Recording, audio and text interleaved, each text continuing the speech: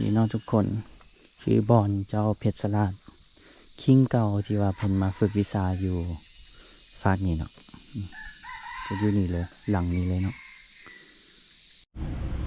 สบายดีเนาะทุกคนสบายดีว่าน้องจุกเคนะพี่ชาเนาะไม่ได้กันอยู่หลวงพระบางที่เก่าทุกคนกำลังจะไปเฮ็ดบุญเนาะไปอยู่วัดฟากกำลังข้ามบักมันข้ามบักมาเราจะข้ามไปวัดอยู่บนเนาะวัดหาดเสี่ยวทุกคนตอนนี้ก็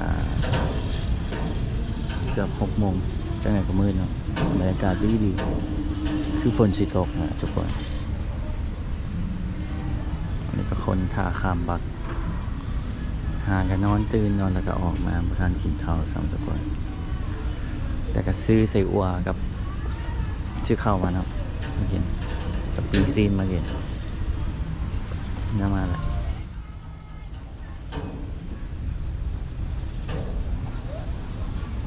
นี่ไปกับหมูเนาะหมูกำลังมา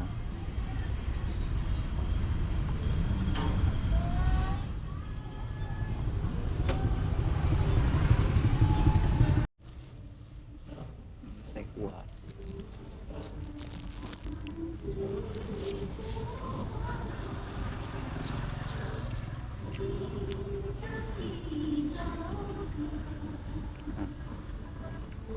อันนี้ข้าวเช้านะทุกคน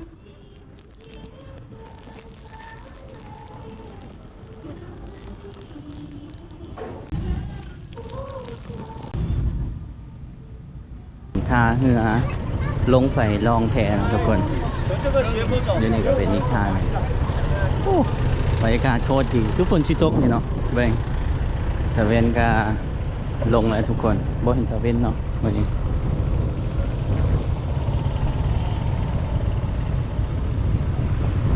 ค่าข้ามประมาณคันละ8,000ทุกคนไปกลับกับ16,000แล้วข้ามไปฟ้ากันเมืองจอมเพชรเนาะ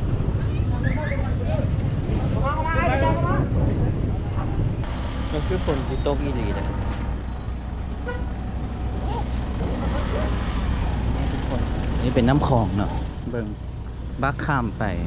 ปเสียงเงินบ่แม่นไปเสียงเงินไปหงสาเนาะสยามบุรีอีกเมืองหนึ่งก็ตัวนี้ใกล้กว่าจะข้ามไปนี่ลัดไปนี่เนาะประมาณ2 ชั่วโมงแหละขั้นไปสยามบุรีมันจะไกลเด็กแล้วยังที่โค้งไปหงสาเนาะแล้วคนก็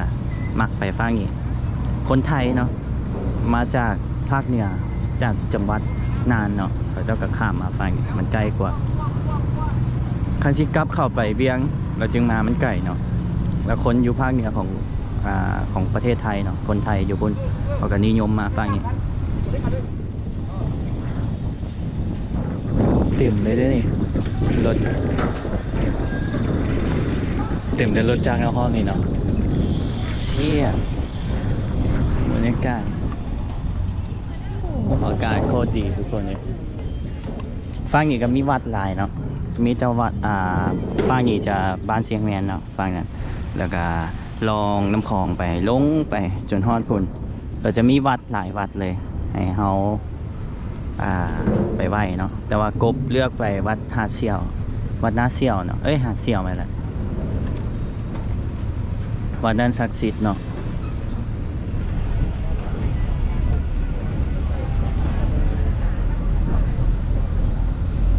เนื้อออกเลยนะทุกคน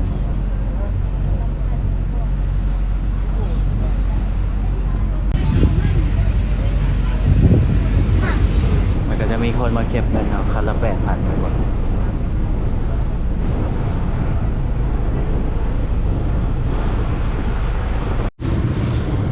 อ้อนแล้วนะทุกคนไป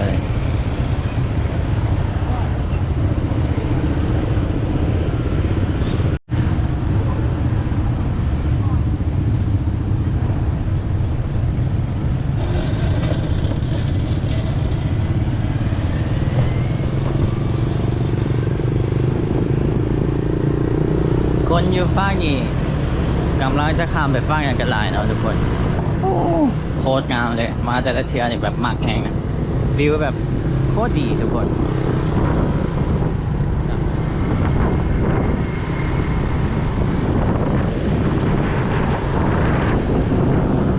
บ มื่อนี้ไป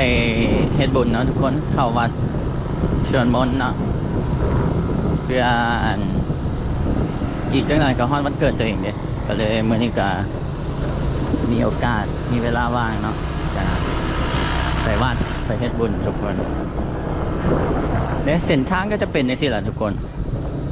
อันนี้บ้านเสียงแมนเนาะทางแบบพอดีหล่มรถใหญ่นะเดี๋ยว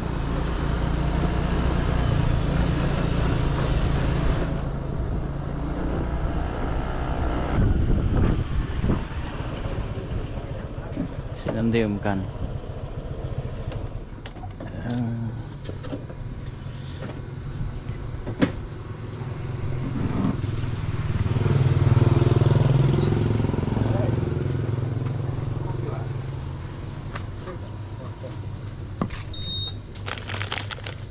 เขียบหมูมีเจียวมีซีนี่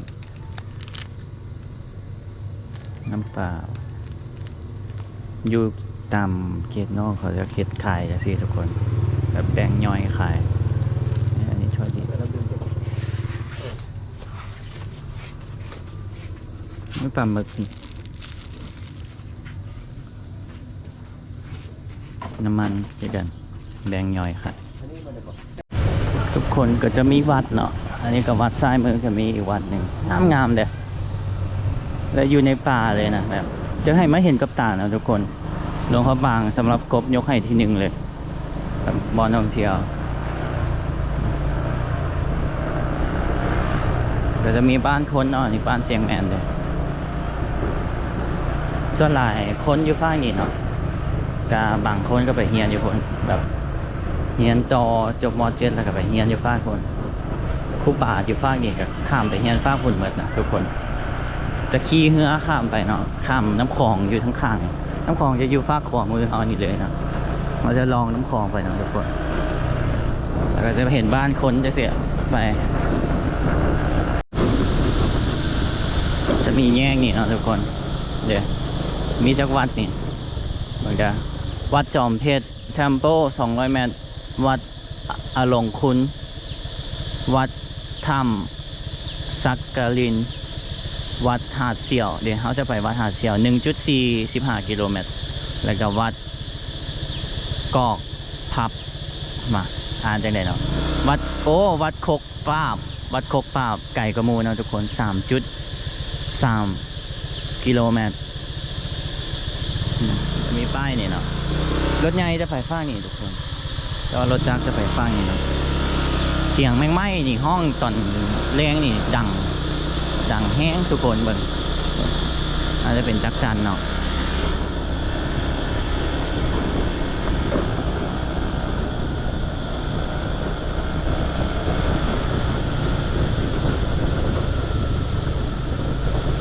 อ๋อเขาเจ้าน่าจะนะอันนี้มีอันนี้ขึ้นไปเทิงนี่เนาะทุกคนวัดอันนี้ก็วัดหนึ่งอยู่เถอะอยากให้มาลองเนาะทุกคนผู้ใดบ่เคยมาเที่ยวหลวงพระบางถ้ามาหลวงพระบางก็ต้องข้ามมาฝั่งนี่แหละต้องมาวัดเนาะทุกคนมาเฮ็ดบุญเนาะ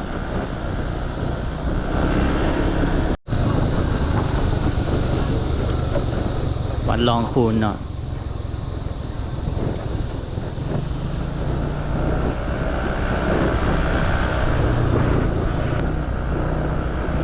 แบบคือภาพแบบอดีตเลยนะทุกคน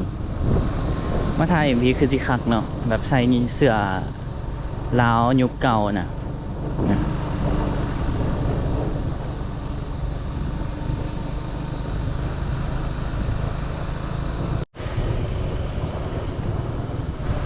วัดถ้ำสักกลินเนาะนี่เนาะทุกคนได้ขึ้นไปจะฟังไงนี่ก็มีตะขี่ผ่านเนาะก็เลยบ่ได้เข้าจักเชือบ่ได้เข้าไปจักเชือ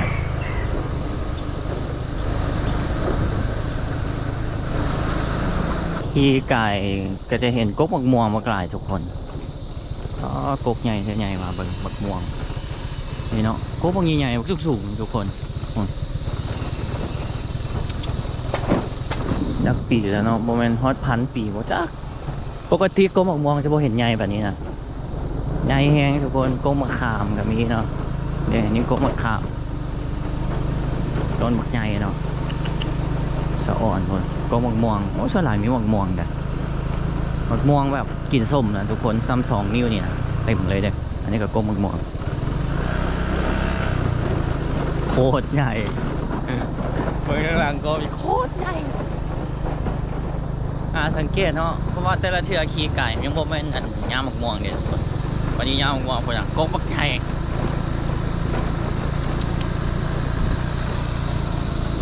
อันนี้ก็กกมักม่วงทุกคนโคตรใหญ่เวลา The Mango Tea ใหญ่จริงเลยอันนี้วัดห่อเดินจงกรมฮะไหนวะอ๋อเดินจงกรมก็จะเข้าไปในห้อโอ้ห่อเดินจงกรมน้องทุกคนแล้วเขาจะขึ้นไปเทิงพุ่นภูพาซาดอยู่พุ่นจะมียักษ์2 ตัวนะทุกคนบอลเทิงพุ่นจะเป็นบอลฝึกวิชาของเจ้าเพชรสราชนะทุกคนคิงเก่าในสมัยก่อนพุ่นละตั้งแต่โดนพุ่นเพิ่นมาฝึกวิชาอาคมอยู่นี่เนาะทุกคนอยู่เทิงพุ่นอยู่นี่เพิ่นมาจำศีลเพิ่นมาตอนเพิ่นบวชเนาะอันนี้ก็ตามการบอกเล่าของหมู่กบเนาะคนหลวงพระบางอยู่นี่เนาะทุกคน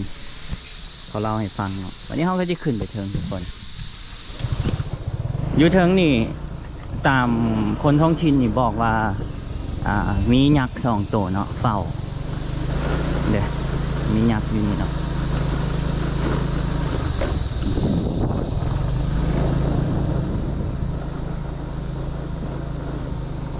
ตอนนี้ก็กำลังชิมืดเนาะทุกคนวัดแถวนี้นี่ก็เขตเนาะอันนี้ก็แล้วแต่ความเชื่อไขมันเด้อทุกคนเอาผู้ว่าใหญ่เลยตัวนี้เห็นปะ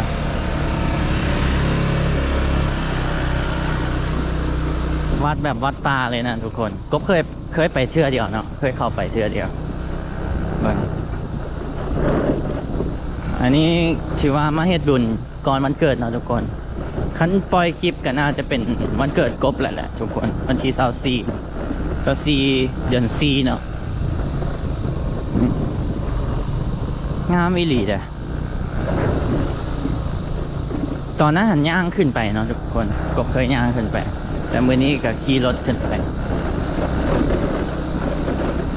เส้นทางก็บ่อยากดีเนาะขั้นเราดูฝนก็คือที่ขึ้นไปมายากแน่ทุกคนเสียงแมงไม้ห้องนี่ดังนะทุกคนตั้งแต่เขาขี่มา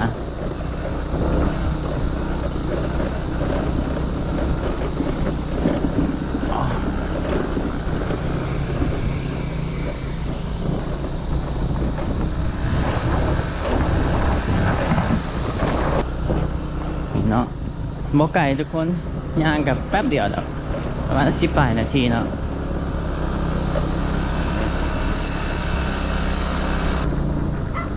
โอ้มาประมาณตอนหับได้แล้ว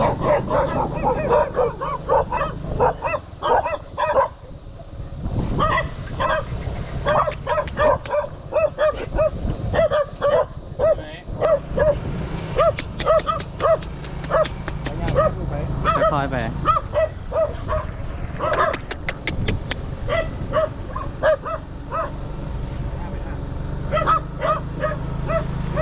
ไม่ได้คอยขี่เนาะกันมาทีไรกันเขาไปขี่ไว้มาแห้งตกใจมันจะคุบขาว2 ข้างทางก็จะมีดอกจำปาบ่ทุกคนทั้ง2 ข้างก็จะเป็นดอกจำปาเนาะนี่น้องตัวนี้เนาะน้องอันนี้ว่าฝึกวิชาโอ้อยู่ถึงทุกคนจะมีน้องอยู่กลางนี่เนาะสมัยก่อนเด็กโอ้เพิ่นกำลังเห็นนะนมัสการนะครับ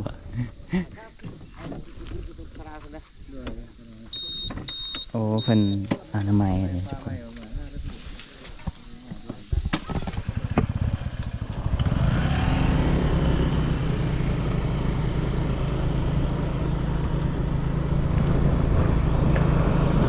ถือว่าพาทุกคนมาเที่ยวเนาะมื้อนี้เนาะแล้วก็มาเฮ็ดบุญทุกคนก็มาตอนนั้นยางจะลัดไปฟ้าผุดเลยจะบ่ได้ขี่อ้อมมาฟ้านี่เนาะนี่ก็เป็นครั้งแรกคือกันเนาะบ บ่ฮู้ว่าครูบาอยู่นี่มีจักองค์เนาะทุกคน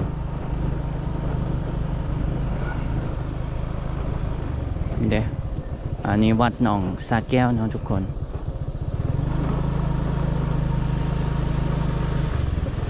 โอ้เพิ่นอยู่นี่เนาะ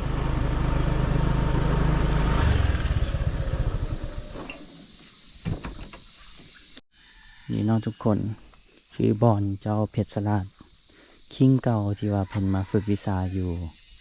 ฟากนี่เนาะจะอยู่นี่เลยหลังนี้เลยเนาะแล้วก็เจ้าชีวิตเก่าเพิ่นมาฝึกวิชาอาคมเนาะสมัยนั้นสู่หบกันเด้ก็ใส่แบบคุณใส่มนต์ดำอีกอย่างเนี้ยทุกคนอันนี้ตามการบอกเล่ามาเนาะกงก็มาเล่าให้ทุกคนต่อหลังนี้เลยเนาะบอนที่เพิ่นอยู่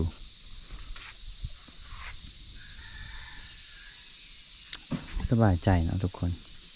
สงบดีเบิ่ง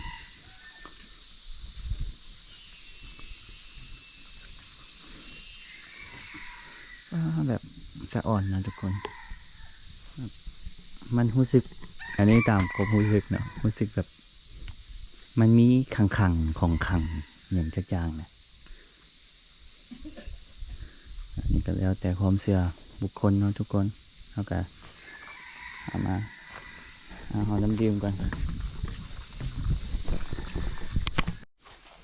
น้ำดื่มออกมา5 แพ็คเนาะทุกคน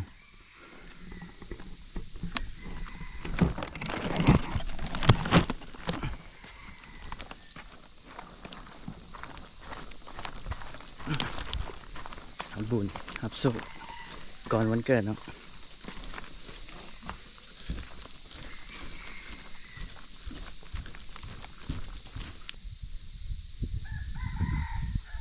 วันนี้ให้ทุกคนฟังเสียงน้ำกันเนาะ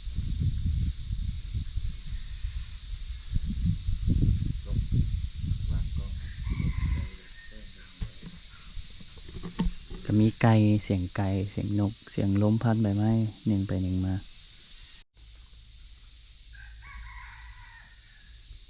ฟ้ากำลังจะเปลี่ยนสีเนาะทุกคนบัด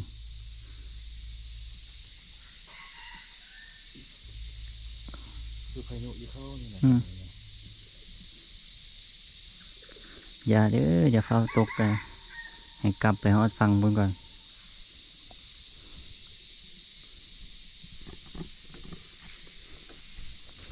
มิดแห้งเนาะมาเฮ็ดมานางสมาธิอีกอยู่ภาคนี้ก็คือสิตัดจากโลกภายนอกนะทุกคนคือสิสงบดีอันนี้ต้นไม้ได้นี่ไม่เหนื่อย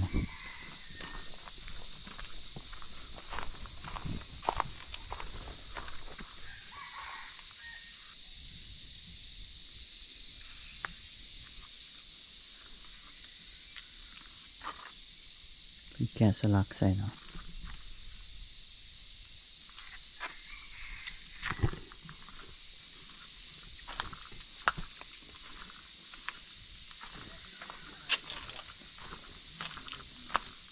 คันมาบวชอยู่วัดนี่ก็คือที่แบบตัดจากโลกภายนอกเลยนะทุกคน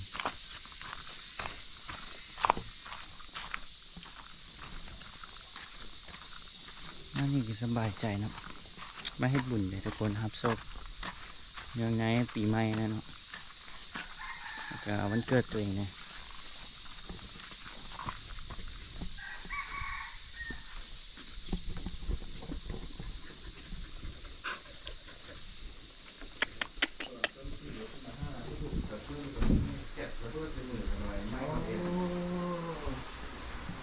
นั่งมันมีล็อกเลยมันเป็นได้จังหวะอันนี้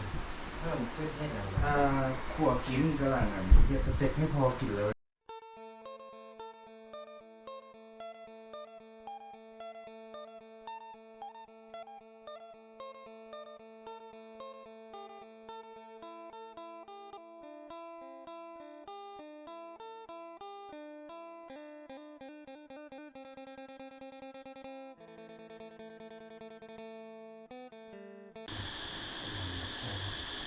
อิติปิโสวิเศษวิเศษวิรพุทธตังเสสระวิเศษจะบุญจำมาเป็นน้ำมังสร้างปฐมจำมาเป็นในอาทิตย์สร้างประจำมาเป็นกระดูกเกติภูของทุกข์บุญโภทัง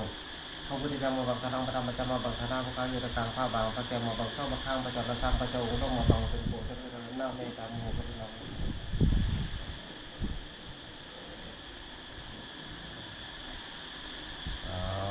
สาธุ ก็7 โมงแล้วทุกคนตอนนี้ก็จะกลับเข้าไปในเมือง ป่าแล้วก็ได้ ป่าลายวะปล่อยป่าสิที่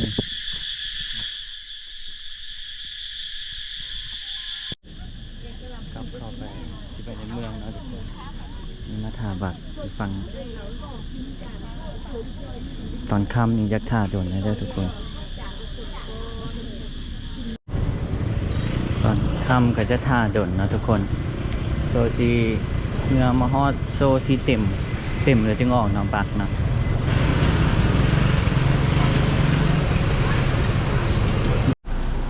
ฉันว่าฟางนี่เต็มกว่าฟางนี่จะได้ออกเนาะต่อให้ฟางนั้นบ่เต็มฟางนั้นก็ต้องออกแล้วทุกคนแล้วคิดว่าฟางนี่น่าจะเต็มกว่าเพราะว่ารถกำลังจะข้ามไปลาเลยนะ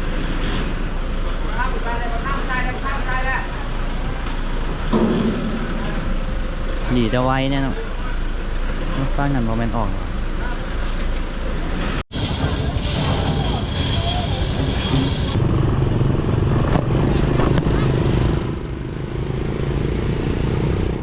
ถามมาเลยเนาะทุกคนเนาะแต่ว่าฮอบต่อไปนี้น่าจะใช้เวลาโดดเลยวันนี้ก็ถือว่าไปเฮ็ดบุญวันเกิดเนาะทุกคน Happy birthday to me แต่วันเกิด myself เจอกันคลิปหน้าเด้อทุกคนวันนี้แบบพาทุกคนไปเอาบุญเนาะแล้วก็วัดอันนี้ศักดิ์สิทธิ์แห่งเนาะทุกคนบ๊ายบายทุกคนเจอกันคลิปหน้ายังอยู่หลวงพระบางอยู่เนาะทุกคน Happy birthday to me บ๊ายบายบรรยากาศโคตรดีเลย